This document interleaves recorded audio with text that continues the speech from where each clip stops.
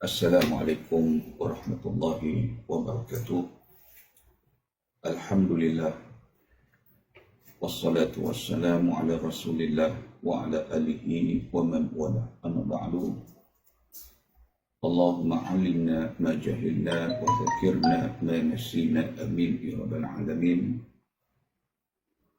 Subhanaka la 'ilma lana illa ma 'allamtana innaka antal alimul hakim.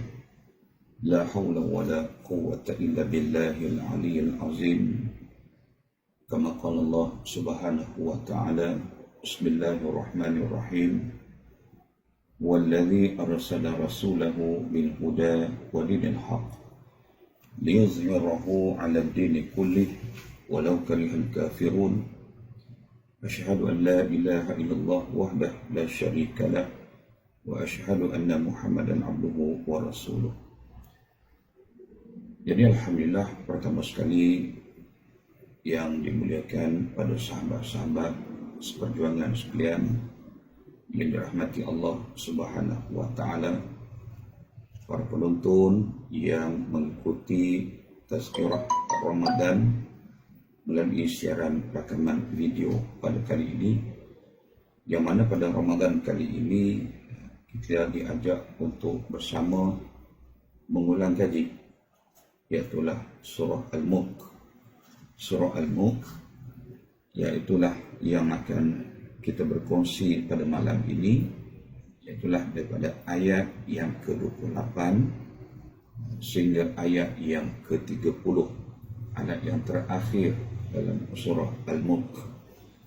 Jadi dalam surah Al-Mulk ini dinamakan surah Al-Mulk ialah kerana ianya iaitulah berkenaan dengan kerajaan, kekuasaan, pentadbiran Allah subhanahu wa ta'ala. Kerana dialah yang mencipta alam ini, maka dia pun memberitahu kepada hamba-hambanya tentang kekuasaan dan kebesaran Allah subhanahu wa ta'ala. Jadi ayat yang kita nak mengulang kaji pada malam ini iaitulah ayat yang ke-28 surah Al-Mulk. Surah Al-Mulk ini kita tengok balik dalam Al-Quran, juzuk yang ke-29, surah yang ke-67 yang mengandungi 30 ayat. Jadi dalam ayat ke-28 ini Allah subhanahu wa ta'ala berfirman, Bismillahirrahmanirrahim. Qul ara'aytum in ahlakani Allah wa man ma'iya aw rahimana faman yujirul kafirina min azabin alim. Sadaqallahul azim. Tengok terjemah sedikit. Daripada ayat ini Allah SWT kata, Qul ara'aytum, katakanlah wahai Muhammad, ataupun tanyalah wahai Muhammad, kepada siapa? Kepada golongan musyrikin Mekah. Bagaimanakah fikiran kamu jika Allah subhanahu wa ta'ala binasakan aku dan orang-orang yang bersama-sama denganku sebagaimana yang kamu harap-harapkan? Atau ia Allah Ta'ala tadi memberikan rahmat kepada kami, iaitulah baginda SAW dan juga orang-orang yang beriman di kalangan sahabat kami, sehingga kami dapat mengalahkan kamu. Maka siapakah yang dapat melindungi orang-orang kafir daripada azab seksa yang tidak terperi sakitnya? Jadi daripada ayat ini, bila kita sebut tadabbur Al-Quran, tadabbur Al-Quran ini dengan makna ialah tafakur, kita berfikir tentang Al-Quran tadi. Kenapa? Kerana Al-Quran ini yang kita baca surah Al-Mulk ini, iaitulah satu surah yang mana ianya diberitahu kepada kita wahya makiyatun, surah yang diturunkan di Mekah, yang mana surah ayat-ayat yang diturunkan di Mekah ini yang mengandungi, yang berkaitan dengan persoalan akidah. Jadi sebelum kita bila sebut tafakur tadi, kita nak melihat kalau dalam pengajian Islam, kita akan melihat, nak mengetahui tentang Al-Quran tadi, ayat-ayat Al-Quran. Jadi yang ada turun di Mekah, di Madinah dan sebagainya, kita boleh mengkaji, membaca dalam kitab Ulumul Quran. Kerana dalam kitab Ulumul Quran inilah bagaimana kita diajar untuk mengetahui tentang asbabun nuzul, sebab-sebab ayat Al-Quran itu diturunkan oleh Allah Subhanahu wa taala. Dan ayat-ayat Quran ini dia ada dipanggil apa dia, iaitulah tarikh tasyri'. Jadi dalam asbabun nuzul tadi, bagaimana kita tadi nak mengetahui tentang surah Al-Mulk ini, bahawa ianya adalah surah yang diturunkan di bumi Mekah. Bila sebut surah-surah yang diturunkan di bumi Mekah, ia banyak berkaitan dengan perkara yang berkaitan dengan persoalan akidah. Akidah dulu, kepercayaan manusia, keyakinan manusia, dan bagaimana diutuskan para rasul tadi yang menyebabkan berlakunya pertembungan di antara amalan-amalan syirik dengan amalan-amalan yang didatangkan oleh Allah SWT melalui para rasul. Jadi secara umumnya, bila kita mengkaji tadabbur Al-Quran, bahawa Al-Quran yang diturunkan pada kita, dia terpecah kepada 3 bahagian metodologi pendidikan. Pertama ialah kalau kita baca Al-Quran, banyak ayat-ayat yang Allah Ta'ala turunkan tadi, dia mengandungi al-mawa'iz, peringatan kepada siapa? Basyirah wa nazirah, iaitulah berita gembira kepada orang yang beriman, dan berita-berita yang berbentuk ancaman kepada mereka yang ingkar. Ini metodologi pendidikan Al-Quran. Yang keduanya, bila kita membaca Al-Quran tadi, banyak ayat-ayat yang berkaitan dengan hukum hakam, perundangan. Dan yang ketiganya ialah banyak kita baca Al-Quran ni ayat-ayat yang berkaitan dengan Al-Qasasu, kisah-kisah. Sebab Allah datangkan kisah-kisah ini kerana di situlah Allah tunjukkan kepada baginda SAW apa yang berlaku dalam kehidupan manusia sejak daripada zaman Nabi Allah Adam AS, sehinggalah berikutnya Adam, Idris, Nuh, Hud, Soleh, dan sampailah kepada Rasul yang terakhir sebelum diutuskan Nabi kita Muhammad SAW, iaitulah Nabi Isa AS. Jadi skrip tu dia sama. Perkara ni kenapa? Kerana setiap zaman tadi ada manusia yang beriman, ada manusia yang kufur kepada Allah Subhanahu wa taala. Jadi dalam Al-Quran yang kita baca ni juga didatangkan kepada kita dalil-dalil yang bersifat akal, dan dalil-dalil hujah-hujah yang didatangkan tadi bersifat nakli. Jadi nakli tadi ialah dalil hujah yang diambil terus daripada Al-Quran dan hadis Nabi sallallahu alaihi wasallam. Adapun dalil-dalil akli sebagai hujah supaya manusia tadi boleh berfikir, manusia boleh menerima panduan dan petunjuk yang diberikan oleh Allah Subhanahu wa taala. Jadi dengan sebab itu, daripada Al-Quran yang kita baca ini, 1/3 daripada ayat Al-Quran yang kita baca, iaitulah ianya mengandungi ayat-ayat yang berkaitan dengan sains. Maksud ayat-ayat sains tadi ialah untuk mengajak hujah yang Allah datang untuk manusia berfikir, untuk manusia membuat kajian. Jadi di situlah manusia tadi sama ada mereka nak beriman ataupun mereka tadi kufur, terus kufur kepada Allah Subhanahu wa taala. Jadi datangkan Rasul, datangkan Alkitab, tidak ada hujah dah bagi manusia. Jadi berbalik kita kepada ayat yang ke-28 ini. Ayat yang ke-28 ini Allah Ta'ala datangkan dalam bentuk kisah, dan Allah datangkan dalam bentuk pertanyaan, soal jawab, dialog. Dialog yang mana persoalan ini kalau kita tengok dalam ilmu ma'ani, panggil istifham, al-istifham.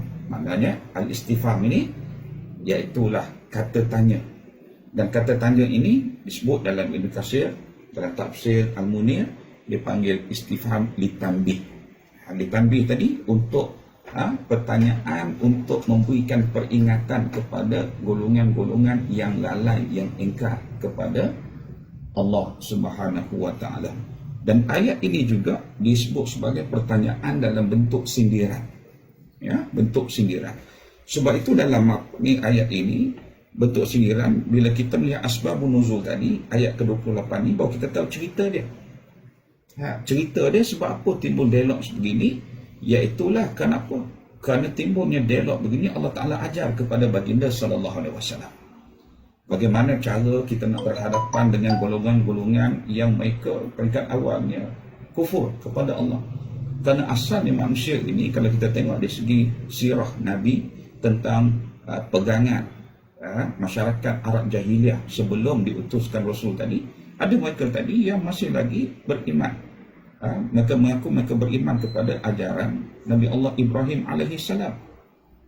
Sebab itu kita tengok kisah Nabi Ibrahim, membina Kaabah dan sebagainya yang ada di bumi Mekah ni. Mereka beriman.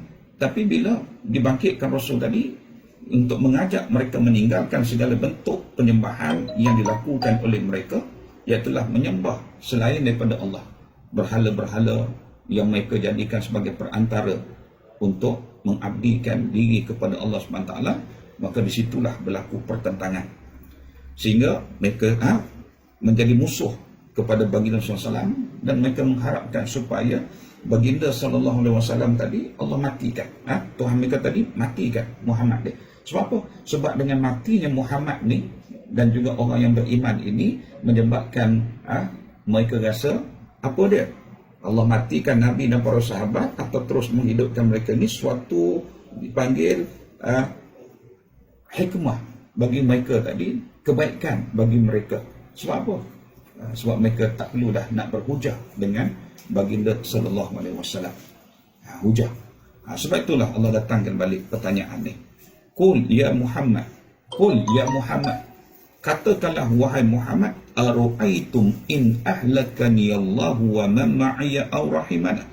Tanyalah wahai Muhammad kepada mereka, bagaimanakah pandangan kamu, fikiran kamu jika Allah membinasakan daku dan orang-orang yang bersama denganku? Benar, Allah binasakan. Dan kalau Allah binasakan Muhammad dan juga orang yang beriman pada Muhammad, sebab Rasulullah tadi menyampaikan dakwah tadi ialah mengajak manusia mentauhidkan Allah.